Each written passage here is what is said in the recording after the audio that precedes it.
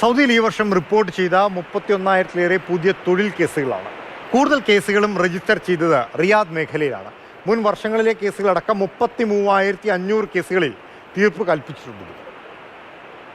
2024 തുടക്കം മുതൽ ഇതുവരെ സൗദിയിലെ വിവിധ കോടതികളിൽ പുതുതായി രേഖപ്പെടുത്തിയ കേസുകളുടെ എണ്ണമാണ് ബന്ധപ്പെട്ടവർ അറിയിച്ചത്.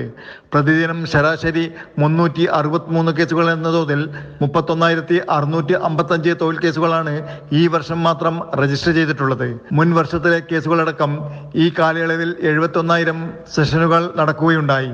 ഇതിൽ 33,500 കേസുകൾ പൂർത്തിയാക്കുകയും 32,200 കേസുകളിൽ വിധിന്യായങ്ങൾ പുറപ്പെടുവിക്കുകയും ചെയ്തു.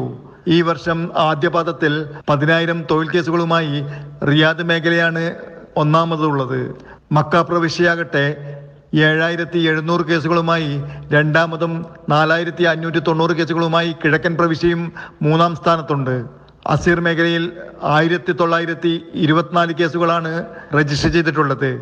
മദീന 1,874, ഖസീം 1,507, ഹായിൽ 877, ജിസാൻ 777 എന്നിങ്ങനെയും റിപ്പോർട്ട് ചെയ്ത കേസുകളിൽ ഉൾപ്പെടുന്നു. Jafar Ali, Palakkode, Mathrubhumi news, Saudi Arabia.